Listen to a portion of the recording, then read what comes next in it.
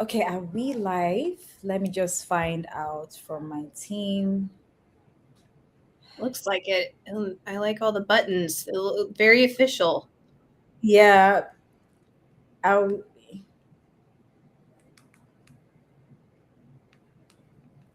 okay, I can actually check my LinkedIn.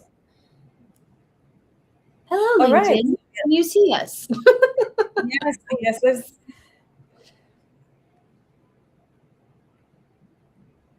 okay, it looks like we're live. Yeah, I just got this notification. So You I'm did really it. excited. Yes. So okay, Meta, this is really good. This is really good. And I think we'll just give it some time, just a little time to allow people to join in, to see the notification, and then we can just start. And we're going to have a good time, no pressure, just having a conversation like Nana, Meta, Love it. no pressure. Yeah. Love it. So, right now in Nigeria, it's 7 p.m. There you go. We were just talking about background noise before Yes. this. I love the timing. It's just spot on. It's just like showtime. See, yeah, your little humans, they listen to you. My creatures do not listen to me. So We just have sorry. to figure it out. It's fine. It's fine. All right. So I think just do the introduction. So my name is Nana. Welcome everybody. Super excited to be here. If you're joining us, please stay here. And the conversation will be definitely worth it. It's what makes a speaker worth it. We want to answer so many questions, and we have Meta here, who is the best person to speak on this topic. So, I'm Nana Wando, and I'm the founder of Heard in Africa, which is a speaker management and conference production firm here in Africa. And, our focus is, our goal really is to ensure that African voices are on the right stages, and we are building that infrastructure. It looks like having conversations like this, being on the stage, connecting the right speakers to the stage, a whole lot of that work, right? And the speaker economy, which is this series, which where we have amazing Meta Nelson here, is a response to the gap we've seen in Africa, where we don't have a lot of information when it comes to the speaker and industry here. So information seems to be fragmented. There's no structure. We don't know what's happening. We don't know how speakers should be positioned for global stages, or how fees are determined. So I want to answer those questions during these sessions. And I'm so happy that Meta said yes to my invitation to be here. So, a bit about Meta before I give her the floor to just, maybe tell me something I don't know about her. So, Meta is the founder of Meta Speakers, and she's also a governor at the International Association of Speaker Bureaus, and is a respected body in the global speaking industry. So it's amazing to have her here. She has over 25 bureau partnerships and has built her career exactly understanding what sort of voices move and how talents should get booked. So it's so good to have Meta here. Meta, I'm just gonna pause. Introduce yourself. Let's hear you. Yeah, thank you for having me. And it's so fun to be connected with you, who you are literally across the world from me right now. I love what we get to do and just the technology that we get to do it with. It's just so special, and also to learn about what the industry is like where you are from. Because for us, I was very fortunate to come into the speaking industry around 2014, I think was my first year here. So pre-COVID, I got to see that world, and now we're all navigating this post-COVID 2020 landscape that we're all in. So I am a speaker manager, and I represent a roster of keynote speakers. So my job is to be the expert on my clients who are my roster.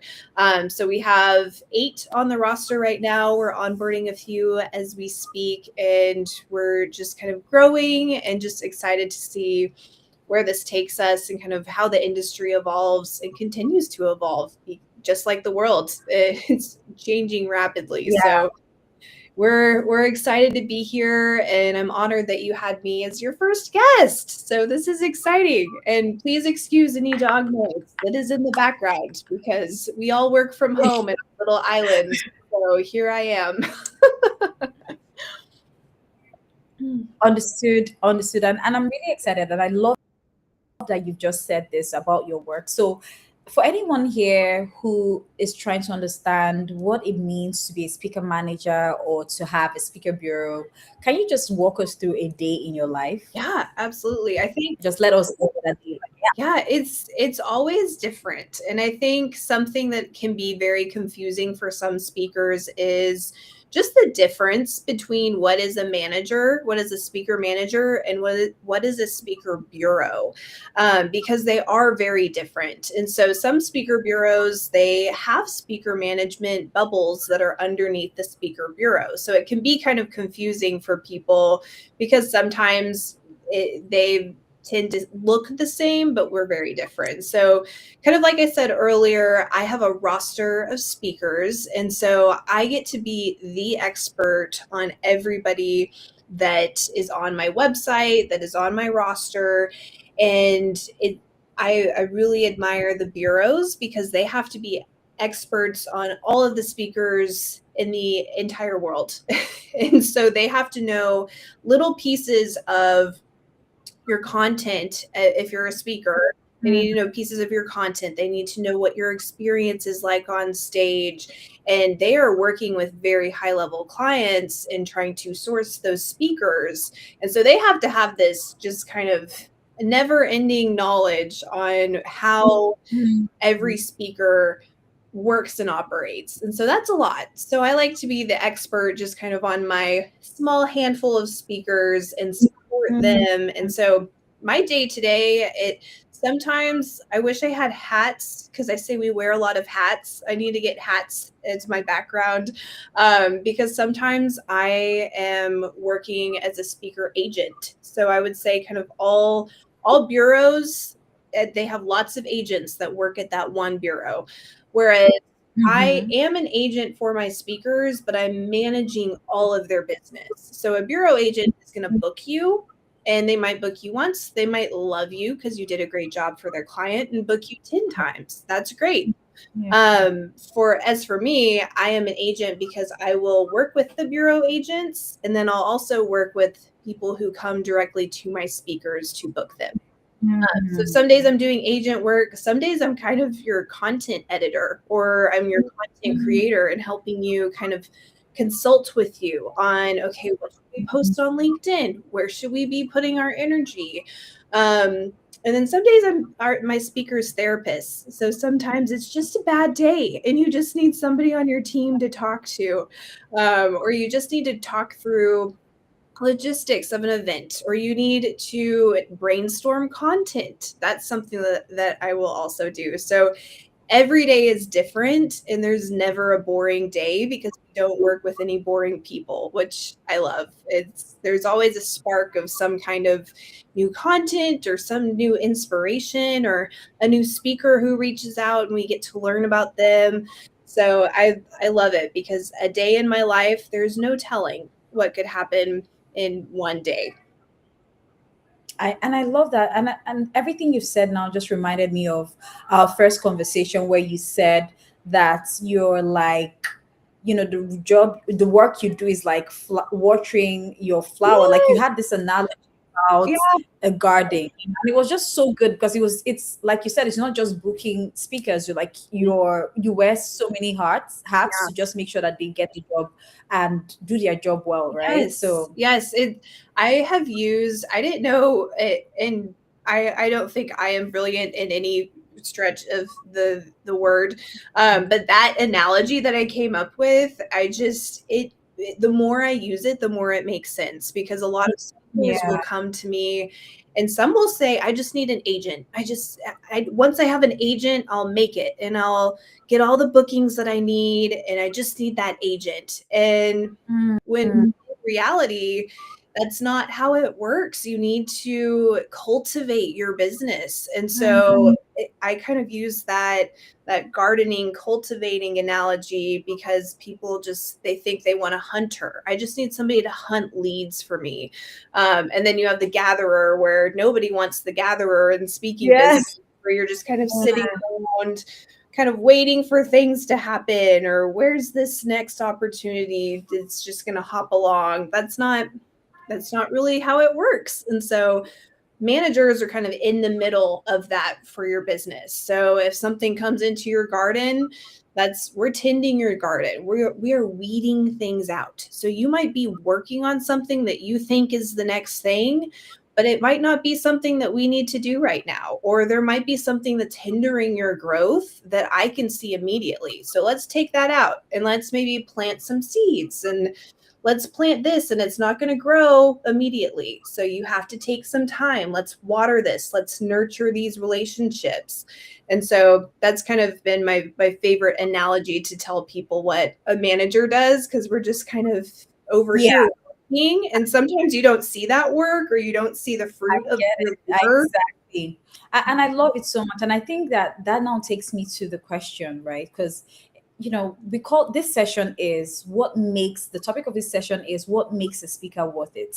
Yeah. And Meta, your role is so critical to just answer this question. You represent your speakers, like you said, you're their manager.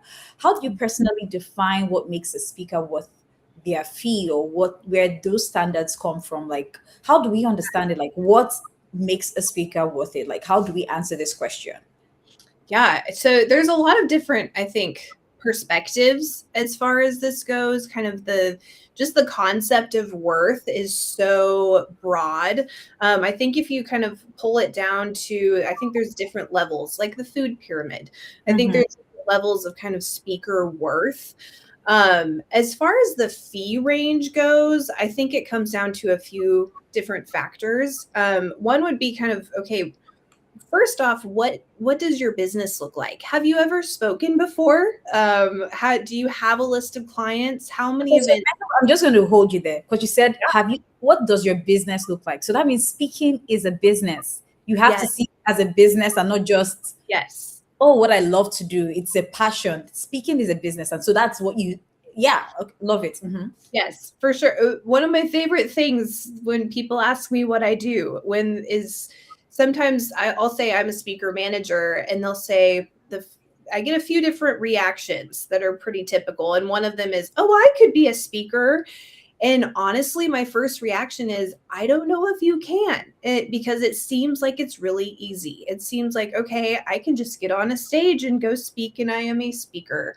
As far as worth and value, and like you said, business, you have to build a business, you have to launch that business, and you have to scale that business. Yep. And so there's a lot that goes into that. And so from the very jump, you need to have a message worth sharing, and you also need to be good at sharing it. So there's a part of that process that you just have to get on stages and start do. So through that process, you will build your fee. And so as Mhm. far as worth goes, if we're talking just kind of from a fee perspective, if you're going to be, or it depends on what you want to be. If you want to be a $20,000 speaker one day, you're going to have to start somewhere, and you're going to have to build those reps. Unless you are, a celebrity, or you went viral doing something, or you have some kind of very strong hook.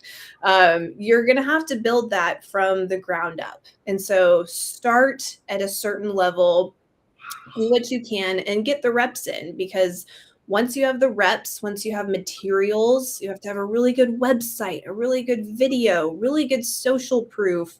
That's going to build your worth in the industry. And so, especially as we were talking about speaker bureaus, you need to be at a certain level before a speaker bureau can even honestly book you at all, because they're not going to book you if you're a $200 speaker. Um, they're going to book you if you're, a 5 to 10,000 speaker, and that's a very low range. And so from what you're saying now is, for anyone coming into this building their speaking business, because it's not just, oh, I'm a speaker, it's a business. So Yeah. the moment you start seeing it as a business, you have to start from somewhere. And so Yes. the somewhere mean free, or some type of fee. Like you've said, build your reps. What does that look like, in Yeah. practice, for someone who is just like trying to figure out, okay, build my reps, like what does that mean? Like, we Yeah. know what it means, but what does that mean for anyone saying, okay, I want speaking to be my business, and I see Mhm. that people are making money, and I'm not going to speak for free because I have the knowledge, my time for preparation, I should be paid, right? So Yes. Yeah, I'm glad you said that, because one of my favorite things that a speaker ever told me was that as a speaker, and his mindset is just, he's in the game. He's been doing this for decades. And he told me, as a speaker, you are not a politician, you are a professional athlete. And so you need to think about these athletes who train for the Olympics, these athletes who spend their whole lives, some dedicate their whole lives to this sport. You almost have to do that with speaking. And so as those athletes are training, they are, they're not just running around a track, they're also putting in reps at the gym. They're building their strength. They are learning every small tiny piece of their sport to get better, and just to get maybe 1% better than that competition.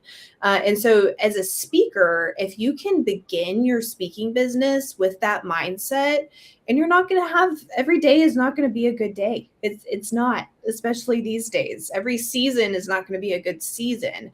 But you need to go in with that mindset of, I'm still going to show up. I'm still going to put in the reps. I'm still going to practice, and I'm going to do what it takes. And you can't, this is a relationship business, but you need to do what you say you're going to do. And I think that's your performance is going to win out over your, following the analogy, your politician ability to connect with people. Like, that's going to be great for you, but there's going to be a day where your business is going to plateau. And so what are exactly. you going to do to be 1% better? Okay, so from what I'm hearing now, to be a speaker, or what makes a speaker worth booking or worth it, right? I mean, I think from everything you've said now, it means, I mean, you can add or correct me, right? So you should have built your reps, like you should have, you should have enough experience. Mm-hmm. You should have the basics, like your website, your videos, your reels. You should also, from the foundation, you should really see speaking as a business. So what Mm-hmm. else? Like what else? Again, like if I had to say in bullet points, this is what makes, in practical terms, this is what makes a speaker worth booking. Oh, not worth booking. So if you had to Yeah. like give bullet points, what would it be? That's a great question. And I love that you said foundation there. Mhm. So I think, so kind of starting from the beginning, you've built the reps, you've done the things, you have spoken, maybe you have footage, maybe you have testimonials.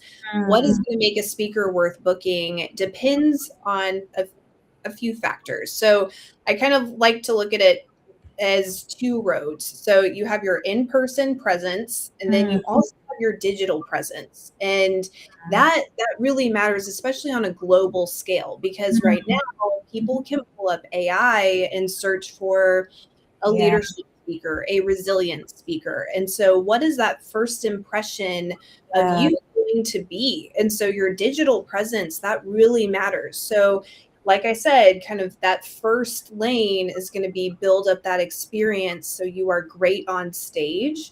And then you can kind of you can graduate to that second lane of, let me build my website, let me build my videos, let me express who I am in a very clear way that is going to help people solve their problems.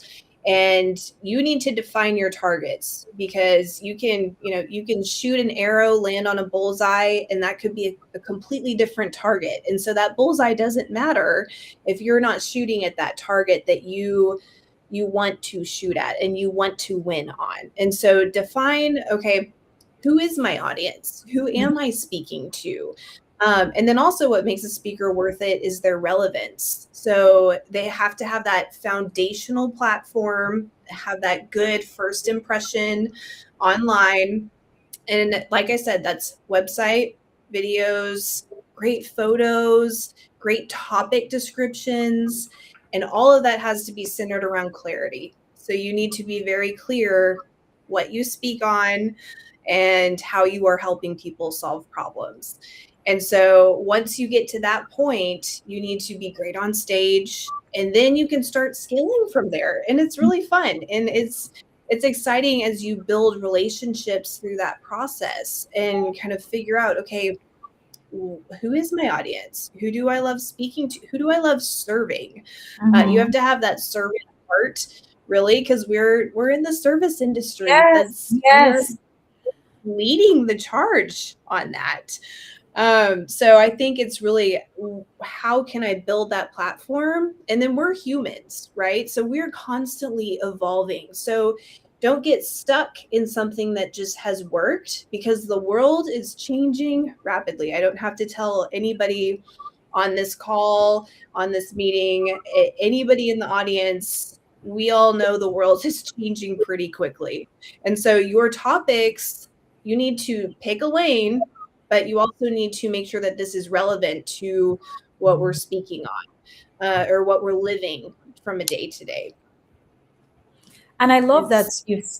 I think that can you hear me? Okay, yeah. Sorry, I thought my yeah. network. All right, so I love that you said this, See, and it's. if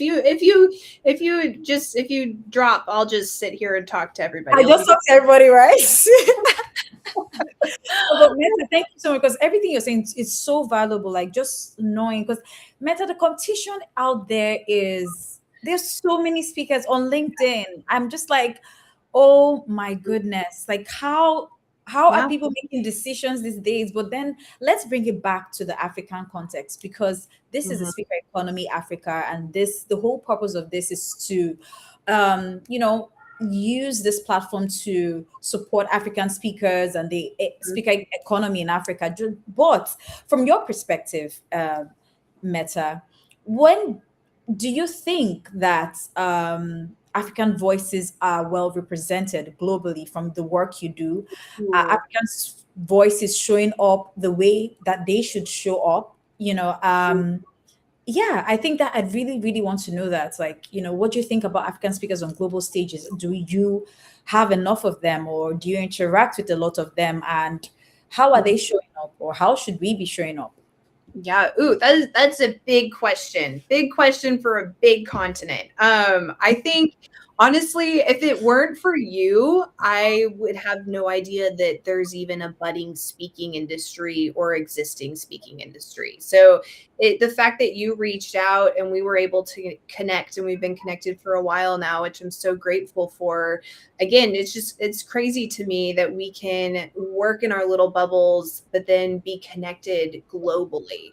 I love that so much. And we can make a change in the entire world. Our speakers can make a change in the entire world just doing what they're doing on different stages. And so that's my passion. Like, okay, how are we changing the world? Let's change. We can do this in this industry.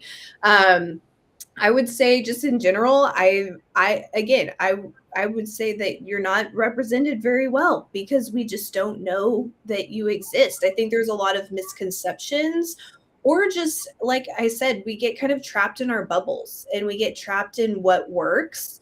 And so you kind of have to cut through that noise, which you're doing a great job of with your LinkedIn content and everything that you post.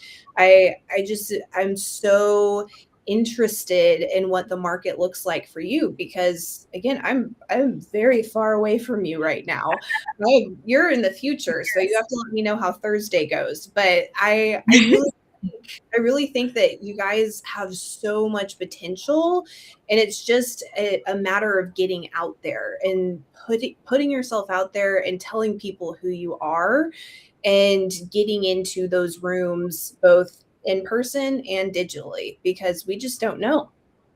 We Yeah, get and I think that Meta. One of the reasons I truly just have connected with you in so many ways is just seeing your true passion for speakers, be it Africa or Europe or America. Just you're really the at the heart of the work you do is that speakers change the world, right? So with the right conversations, lives change. And so I love how candid you are about, okay, our positioning, perhaps not knowing. And I think that it's the same as well for us in the continent, not knowing what's happening in different parts of Africa. So it's not a surprise for you to say, oh, you're not really aware of what's going on. But that's exactly why this platform is here, so that we can know what everyone is up to and everyone can just be connected in some way, and we can just get to know each other, and just that, hey, there's the Yeah. African voice, brilliant people from different parts of Africa. And oh, so I have another question for you. So now, Meta, you've worked with speakers from, I mean, the speakers that you manage, right? What does it look like when you say that a speaker is professional? Like, what does truly professional speaking look like? Not on Mhm. stage, but in the whole relationship, from the first contact to the last follow up. When this is for someone who wants to, hey, I've been thinking speaking is maybe a hobby or just a side thing, but here I am listening on this channel that speaking can be a business, or speaking is a business. So how do I come up, and or how can I show up correct? Like, how can I show up correct as a professional speaker, right? Yeah. How do I prepare? How do you walk your speakers that you manage through to ensure that when you manage them, whoever is in contact with them sees them as professionals? I think that's my question. Mhm. Ooh, that's a really good question. I think so. Our mission at Meta Speakers is to change the world by representing great speakers who are even better people. And so Mm, for me, that means true professionals, people who are going to show up and they don't just do a great job on stage, but they're even better off of the mhm, stage. And so that's a very high bar that I set for my roster. Okay, let's show up, let's do a great job, let's do a great keynote, let's serve our client. And I think it comes back to that service mindset. If we are an example, if you are on a stage, people are looking at you. You are literally, most of the time, sometimes you're not, but you're literally elevated above everybody else. And so you need to not use that stage for evil, you need to use it for good. And so come in with that mindset of how can I serve this client? And I think a true professional, anybody can get up on a stage and talk for a little while. And whether that's good or bad, that's up to the audience and ultimately the client who's paying you, hopefully, one day. But I think ultimately it's also, how do you show up backstage? mm, How speak to the AV team? How do you show up to your pre-event calls? Are you mm, showing up 5 minutes late and you're walking through a busy airport? mm, That's that's not okay. That's not cool. And so let's show up. Let's be, yeah. let's be compelled instead of complacent. And let's actually show up on time. Let's see how we can serve the meeting planner, because meeting planners right now are, we're all being tasked. We say this, we're all being tasked to do more with less. Planners are actually being tasked to do a lot with a lot less than they were. And we're just seeing all of these different challenges. And then also, we're just trying to navigate the world. And so we're all human. And so I think the true professionals show up and they are, even though they're going to be elevated above everybody else on that stage, they're also going to show up in service to the people who paid for them to be there, who are going to listen to them, who are going to spend their life force in a room, in a maybe hopefully a comfortable chair, listening to this person for 20, 30, 60 minutes. And so you need to show up and be ready to serve. So for me, it's just a service mindset. And you have to align, your keynote has to align with who you are. And so if you're going to get up there and talk about customer experience, talk about customer service, but then you're horrible to work with in the background, what are you doing? I And know, some people can be successful exactly. doing that.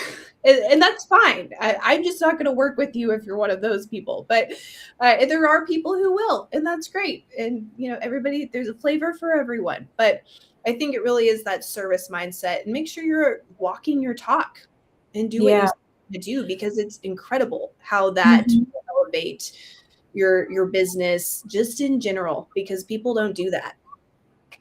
And I love that you said this, Meta. So for me, like for someone whose company also manages speakers or produces conferences and designs the programs and selects the speakers, I promise you, Meta, speakers who are kind, I always want to call them again. Speakers who are just kind people, who are Mhm. on time, they just care. It's almost like they care about my event, and Yes. because of that, I want to invite them, like, or recommend them to other like event organizers, like, that Yeah. need speakers. I'm like, hey, she's really good. Why? Because, or he's really good because they care. They are on time. They're sending their Mhm. details early. They are there for the dry run sessions early. Cameras on, no fussing, polite. And I'm just Mhm. like, wow, this is so good.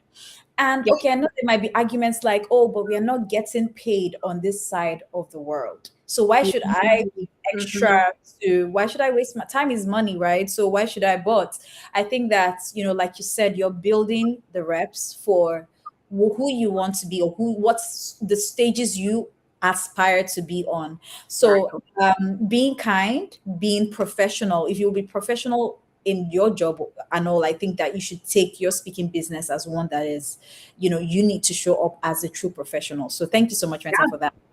And so, absolutely.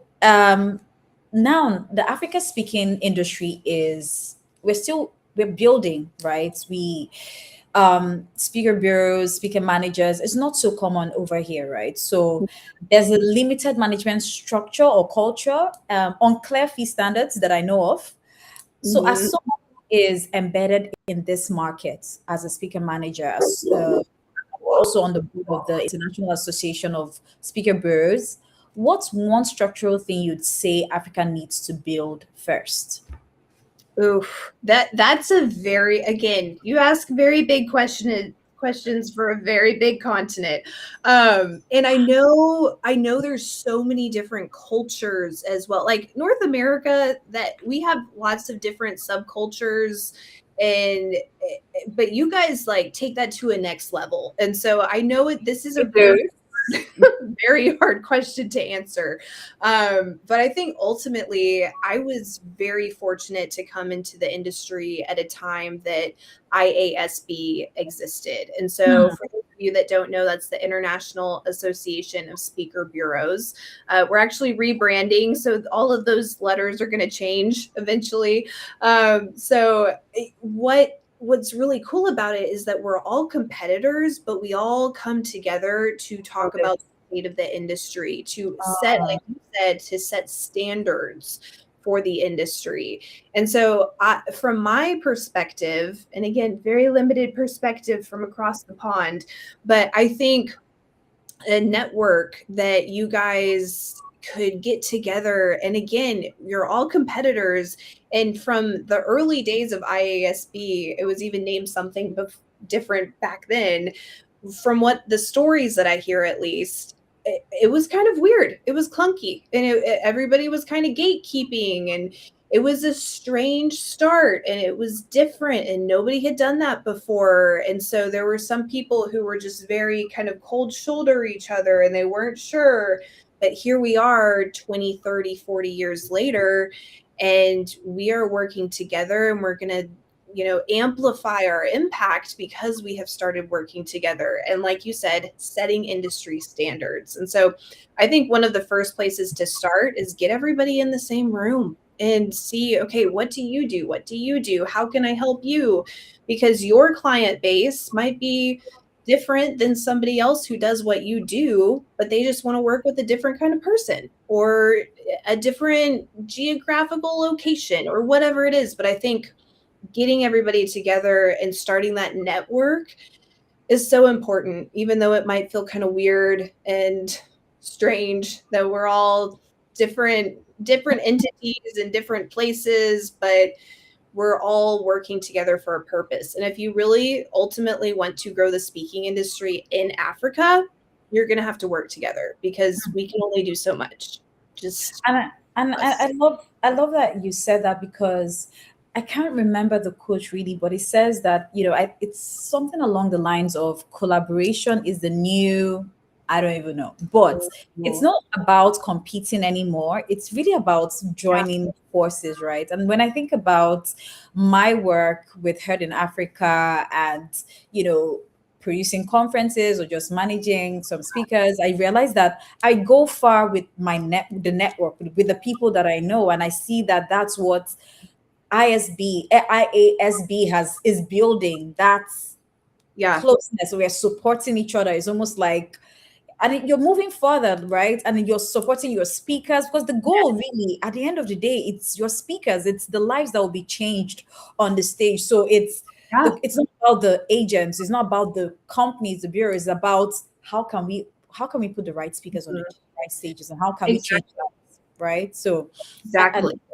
yeah. Yeah, and I know you and I have had certain conversations of, okay, are we looking for subject matter experts or are we just looking for more inspirational? I know we Mhm. still look a lot of inspirational leadership, but maybe you guys want more tactical Yeah. handbook, like this is how to change something right now, and these are the steps you're going to walk away with. What does that look like? And how can you attract talent from other places, and then you can be attractive to other places as well? And like you said earlier, actually, maybe your speakers aren't getting paid right now, maybe that's not something, but you can still build the reps where you are. So focus on your community, build those reps, and then all of a sudden you can use those reps to branch out. You don't have to stay in one spot. And that's what's so fun about our world right now, because we can just kind of go and we can reach different corners that we couldn't reach before, just from a digital perspective and from an in-person event perspective. So there's lots of different ways to kind of approach this, and it's really fun, and it's also not a one, like there's not one way to do this for everybody. Everybody has to find kind of what works for them. But I think ultimately defining what you want and what you need, that's going to help you attract what you want and what you need. Yeah, and just for anyone, just again, just a brief intro for anyone joining in and wondering what exactly are we talking about. So, Meta and I are having a conversation about what makes a speaker worth it. And essentially, this question sits underneath every conversation about speakers and stages and fees and bookings. And, this series, The Speaker Economy, is really focused on just trying to understand, okay, like how can we do better? How can we bring the right experts on this platform to talk about or have honest conversations about how this industry works, especially for Africans as well. So Meta was the perfect person to bring, because I felt like, Meta is, the founder of Meta Speakers, sits on the board of the International Association of Speaker Bureaus. That's a very long name, by the way. Really, really long. It's just We are rebranding. I don't know if I'm allowed to share that with everybody yet. So I don't know the it's so rules. long. I know. I Yeah, know. I mean, I thought my name, because I have my name is long. My name is Nana, but there's a longer one. It's Chim from Naya. I thought it was long Yeah. until I had to say International Association of Speaker Bureaus in one breath. Yes. Okay. It's a Yes. lot. It's a Yes, lot. it is. That association. Yeah. Yeah. That was, I think, yeah. That's what I'll say from now on. So Meta right now, because I know that there's African speakers probably listening in and just trying to understand that, okay, Meta, like you're saying this, like I love what you're doing at with or what IASB is doing. I love that you're learning more about what we are doing here. I love that. Hey, we're having this conversation. The speaker economy has giving us the opportunity to understand that, or you the opportunity and others to know that there are African voices, brilliant voices who are solving problems on stages. How do we get ourselves into other rooms? How do you get yourselves into our space too? How can we just do that? Come, we go, you come, you go, sort of thing. Yeah. That's a really good question. You asked so many good questions. I think one of it is just breaking down walls and getting into those rooms of just let's have those conversations. Let's introduce ourselves and why are we so again, we get so stuck in our bubble of what works for us and so we don't even think about branching out. And so certain things like IASB, we have a speaker showcase every single year at our big event. And you do have to pay to apply, but it's something that follow that LinkedIn account. Find different associations. There's the National Speaker Association here. I don't know if you guys have something like that in Africa that you could have, the Continental Speaker Association. I don't know if that exists. I don't know if there's something like that, but I think that would be really helpful. Just again, start that network because there is power in numbers. And what is the quote? If you want to go fast, go alone. If you want to go far, go together. And I think that's something to really, really focus on of how can we build a group that can, maybe one speaker from Africa has an event in Europe or in America or in Asia. And how can that speaker come and bring that experience and help the other speakers that want to branch out? And then also be a good representation for who you are. Because I think there's a lot of, I don't want to say stereotypes or maybe assumptions, or again, we just get stuck in our bubble of what works for us 10 feet in front of our face, whereas we're not thinking of, how can I get out of the box? How can I connect with people that are so different and that come from such a different perspective? And that's something that we need right now because, again, with technology, we can reach different corners of the world that we haven't been able to until now. And so let's use that for the better and let's share that. And so it's hard to break out. It really is. But I think having those kind of assets put into place, and depending on, where you are comfortable investing your time and your energy, just get into those rooms, get into those spaces, and really build a network that you guys can work together to make that happen.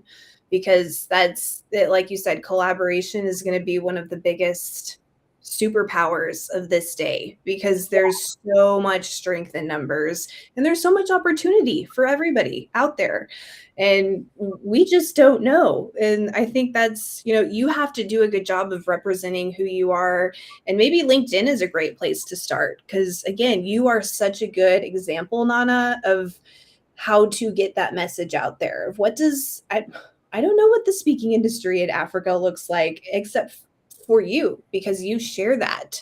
And so how many other voices can share that? And that I love Heard in Africa. How many, you need lots of voices to be heard.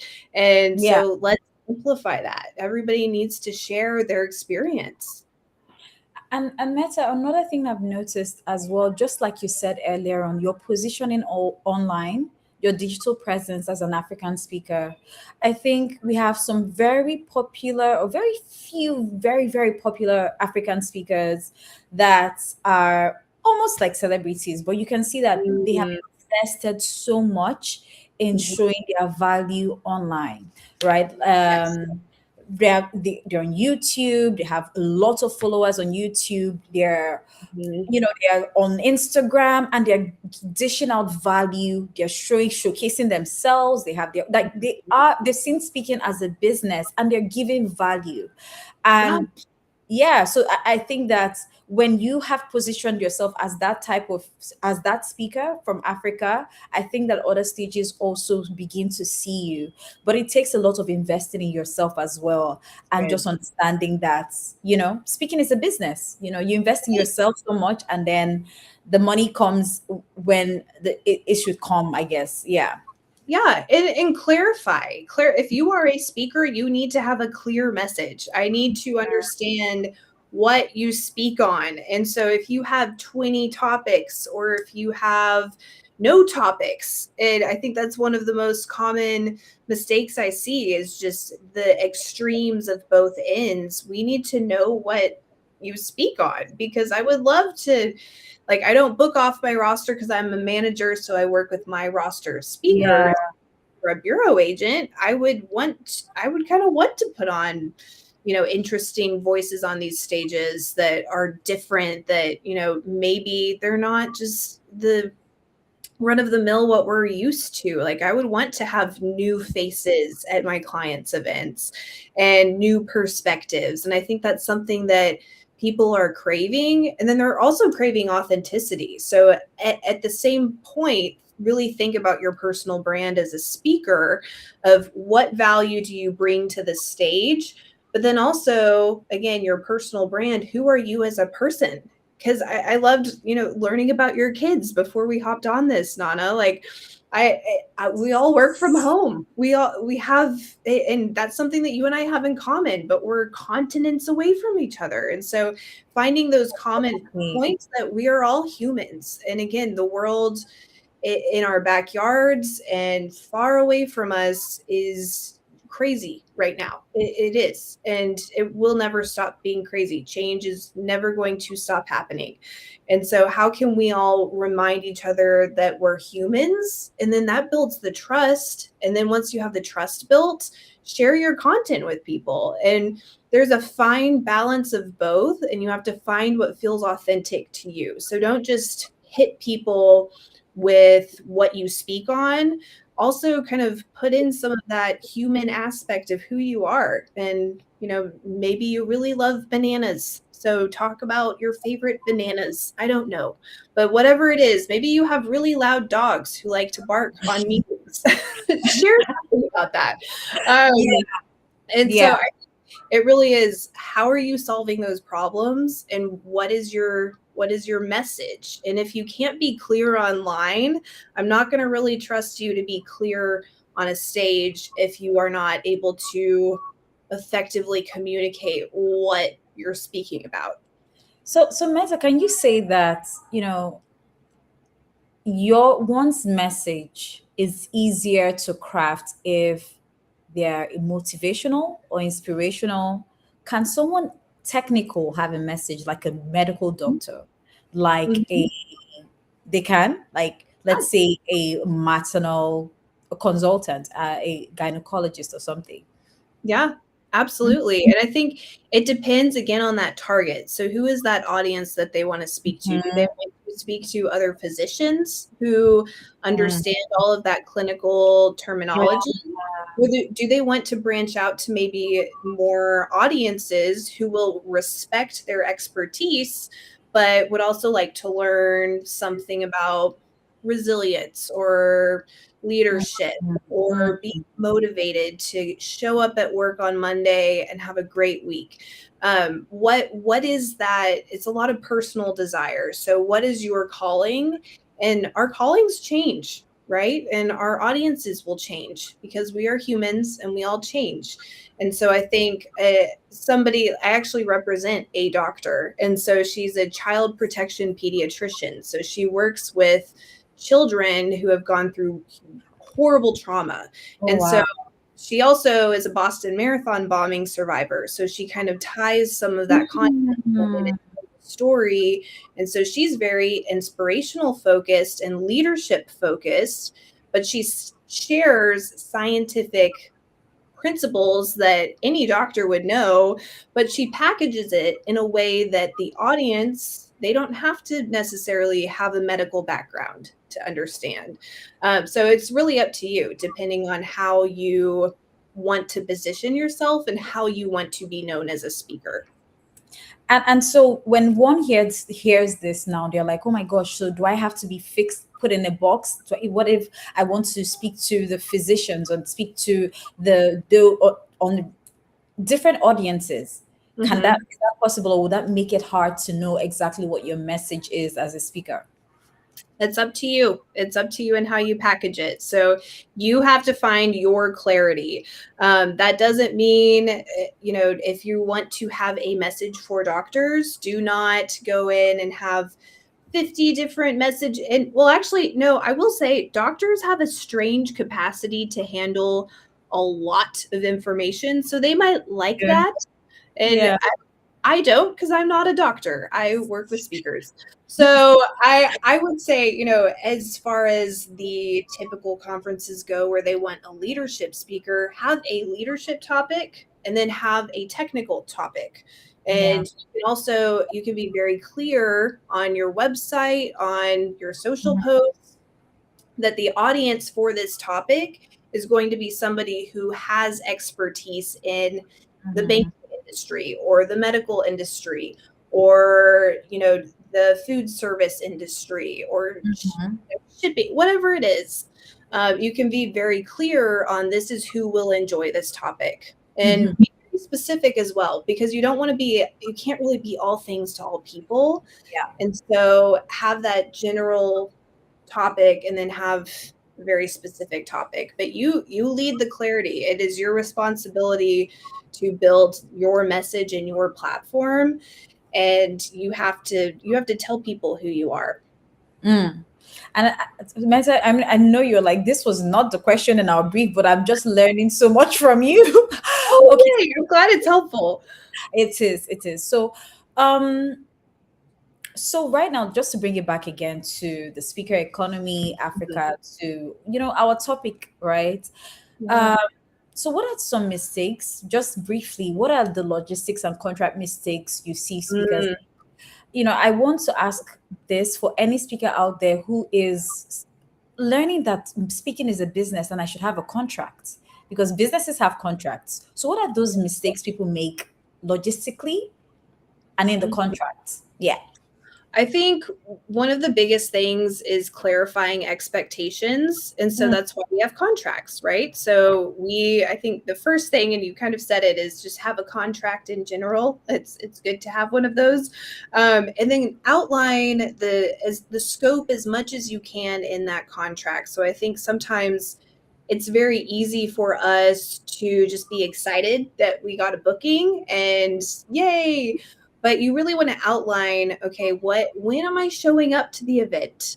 Do they want me to do a pre-event conference call? Mm. They want me to go to the VIP dinner the night before? Do they want me to stay afterwards for a Q&A? Outline all of those details in the Mhm. contract. And so I think it's very easy for us to just put general details, but make sure that you have a contract that clearly aligns the expectations. And it's a really good way to meet with your client and really be a true partner. And like you said earlier, Nana, care. Act like you care about the event. And even better if you don't just act like it, if you actually care about the event. Really spend some time outlining those expectations. So clarify those, and you use contracts to put that in writing so that you can always go back and see, okay, this is the scope of the event. I think that's the biggest thing. And I I'm a stickler on time. So for me, it's also, as far as logistics go, if it says show up at 7, show up at 6:45 or 6:50 and be ready to serve. Or bring a coffee to the meeting planner. And I don't know if that's ever happened to you, Nana, but if somebody was like, what do you want to drink? Can I bring you a water? Do you need a tea? I'm sure you've been on your feet all day long, and who knows what fires you've had to put out. And you might be fine, but it's nice to have that Like, question. Meta, when you were saying this, I was just thinking about the times like the speakers who I'm friends with now, we are really nice to me. Like it's Mm, so great. Like they were so caring and nice that I mhm. just I don't know, it just felt like, oh my gosh, like I care about you too, and now I need to put you on. Like I need to put you on as much as I can. Like You when know, you want to work with them. exactly, I want to Yeah, just work with you because you care. You're not just there for, I'm here because I'm the speaker, right? But yeah, I exactly. agree. Exactly. Because yes, you are important. You got the gig, have self-confidence and all of that, but ultimately you are here to serve people. So I think for me, that's the biggest thing that comes up for any logistical things. And I'm a details person too. To Mm. me, it comes very naturally to ask people questions and make sure that I understand when I need to be where. And that doesn't come naturally to everyone, and that's okay. But if it doesn't come naturally to you, you need to make sure that you outline all of those details very clearly. Thank you, Meta. You're So welcome. we're building this again, the Speaker Economy Africa Impact Reports. This will be published after our LinkedIn Lives or after our live series at the end of the year. And it will be an annual publication that will document the state of the industry on this continent. Amazing. So, if you could tell us one thing that the report should absolutely Ooh. have, or what is needed for Africa's speaking ecosystem to grow, what would it be? I know you've said a lot on collaboration and just being, just doing it together, like you know how to do it from just working in your own part of the world. But is Mhm. there any other thing that you think that would help this ecosystem to grow Oh and to boy. be better positioned and known? Gosh, you asked such good questions. I hope I have good answers for these good questions. Mhm. Um, I think yes, like you said, beyond collaboration, beyond working together, I think there's also something to don't. You want to attract people to you, and so I think it's be a good representation of who you are, just as as the African speaking industry, but then also per entity. So you as a company, and then speakers as their speaker business, you want to attract that. And so versus kind of banging down on doors and trying to get into these spaces, you want to be present in the spaces, but you also want to be, I'm a firm believer in be invited to the table. Don't force yourself to it. And so I think there's so much work that could be done of just showcasing who you are, get out there, be clear on who you are, and put those assets together that really showcase who you are as a human, and then what your business stands for and how you are solving problems for people. And so I know that's a long-winded answer to your very specific question, but I really do think it's be a great representation of who you are, step into those spaces, both in person and digitally, and then collaborate with people because you guys need each other. And I want to see more of that vibrant, culture that exists that I just don't know about. And We I need want to, to be at the next IASB yes, convention. There has yes, to be a spot for us. Meta, make it yes. happen for us. Since you're sitting on the board, I'm just saying, hey, I Please. was with this girl from I was with Nana, and you know what? We had such a great time, and it's Yep. time. It's time IASB to bring It, these people on board. yes. Yes, it is. And anyone who is we're kind of redefining membership criteria. And so I would also say, follow along, because we're opening the space for more people. And then as far as speakers go, so IASB is more for the speaker support. So people booking speakers, people working with speakers, people managing multiple speakers. And so if that's you, you should absolutely look into joining and follow along, because there's so much. We need you. We need your voice. We need more perspectives, because the world is so big, but it's also so small. And you need a seat at the table. So let's make that happen. Definitely. Yeah. And so, Meta, my closing question now is if a speaker in Africa is watching this right now, Mhm. Nigeria, South Africa, Zambia, Kenya, Ghana, Sierra Leone, wherever you are connected from, wants to be taken seriously by international bureaus or speaker managers like you, what are the 2 or 3 non negotiables they need to have in place before they even knock on that door? Ooh, that's a good one. And I can answer that. That's an easy one for me to answer.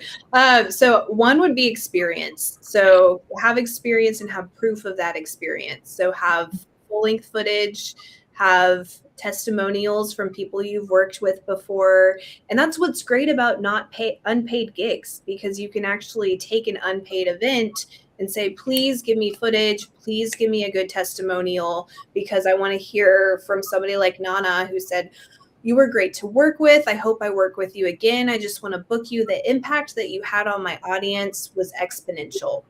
Have that social proof, and then have a Mhm. website that backs that up. Mhm. Have a presence as well. So have a presence on LinkedIn, have a presence in the spaces that work for you. So that would be my ultimate. Have those assets set up really great so we know who you are as a business and as a person. And I just, as you said this, I just thought of something else, Meta. How should one handle rejections? They have the experience, they have the websites, they are pushing. How do they handle the That's rejections? a really good question, especially for speakers. Yeah, I'll leave you on this. So my husband, Stop. it is tough. It is very tough. It's even tough for me as a manager, to get rejected from a speaker that I'm trying to attract, or get rejected from a client who I'm trying to book a speaker for who would be perfect, but they just don't understand that yet. I think it's honestly take it on the chin and just keep going, and keep every single rejection you get. It's part of the process, and that means, and it's character building, and you have to take that as character building of I'm getting stronger. And you might take 99 rejections for one win, but keep putting yourself out there and learn from every single one. And don't get down on yourself, because it is so easy to do. It is so easy to just get rejected once and just give up. And I think there's some statistic out there that, the most successful businesses and the most successful entrepreneurs, they were just the 6% of people who never gave up. And so just don't give up. If you have a dream, if this is worth chasing, if you have a message that is worth sharing, you will absolutely be put somewhere to share that message. And maybe your message will turn into how to handle rejection along the way. So it's all your mindset. It's all your mindset. You just have to keep going. I mean, and Meta, thank you for this, because and for some speakers that might be listening, it might be new to hear. Well, you need to put yourself out there. Yes, it's a business, so the way you'd have to sell your product and just knock on doors and do ads, like this whole work. Sometimes you have to be the one to go and say, "Hey, I would love to speak," or that's where you have the speaker managers and you have the bureaus. So it's just understanding that it's a business, and I don't want to assume that everyone understands that the rejection comes from putting yourself out there, but it does come from putting yourself out there if you've never put yourself out there before. Yeah. And And Meta, I know that said, yeah, But sorry. well, just one more thought also, just to add on to that, is surround yourself in that process with people who are going to build you up, because this is a relationship business. And so in every rejection, I've actually had people reject one of my speakers, and I've responded very positively. I hope your event is going to go great. I know it will. You know what you're doing. And they've actually come back to me the next year and booked one of my speakers. So just have that in mind.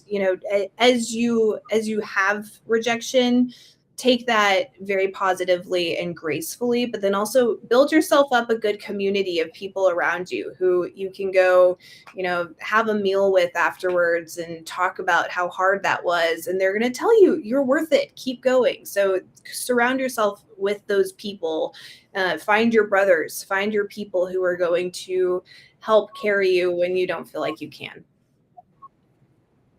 Meta, you've been so amazing. And thank you so much. I'm so happy that you're first speaker on the speaker economy. And with all the Honored. work that we are doing and we are set to do through this platform, um, what would you tell me not to skip in this process to genuinely move the needle for Africa's speaking industry? Just something Oh, nice, quotable quotes. yeah. Oh man. I honestly, it's keep going and don't stop, because you have started, the ball is rolling. And so don't stop. And I know that that's very simple. But I think But that's the it's biggest. yeah. Yeah, Yeah, it's so simple. So true. Yeah. just don't Keep stop going because even you when, started yeah. something. You've started something. And so I think, and I'm so glad I see these comments coming in. I'm so glad that people are finding this valuable and interesting and informative, because this is you, Nana. This is you. You started this. And so don't stop and just stay consistent, because that's it, and it's hard to do, and it's okay. Give yourself grace in that process, but just don't stop, because there's a reason that you are doing what you are doing. And that goes for all the speakers here too. There's a reason that you even had the thought to be a speaker. And so as long as you're showing up with service, don't stop. Thank you, Meta. Thank you. I mean, I'm so excited that again you're here. And this conversation is exactly the kind of knowledge that the African speaking industry needs access to. The fact that you showed up for this conversation is in itself an act of investment in our ecosystem, and I don't take it lightly. Truly, I don't. And to everyone who joined us, anyone who would watch this later on, this is episode 1, and you've been part of something that is beyond this hour. We're going to have another episode. We're going to have more episodes. We're going to talk about this. We're going to have more conversations. There'll be another conversation in May. And our guest is someone whose perspective on this will change how you think about who gets booked and why. And we're going to dive in deeper on what meeting conveners in Africa need from speakers. And yeah, so It's if me. tonight sparked something for you, think about our everything we've said, and please join in next time. Drop a comment, send a message directly. Follow Meta. Meta is truly amazing. She's just been so supportive throughout this journey, and she's like my one of my biggest cheerleaders. So thank you, Meta. I'm so glad that you're my first speaker. Love it. I'm honored. I'm honored. Thank you for having me, and I cannot wait to follow along and see who you have next, and just be a part of the process. So you're crushing it. So keep representing. You are representing a big space right now, and we need to know more. Thank you. And those dogs, you have to give them a treat. They've been so good. I Like know. they've been so good. Like you have to Ah, do something for them. Take them out or something. Take them for a walk. Walk. They I'll, deserve I'll, I'll post a picture of them later so you it. can see the little angels that have been Yes. trying so hard to not bark right now. Oh wow. Thank you, Meta. I think this is Yeah. the end of our live. It's been an hour plus. Wow, great conversations. And thank you, everyone. It was so nice to see the comments once I found the comment box to open Oh, up. wow. So All right, Meta. Thank you. All right. welcome. Bye.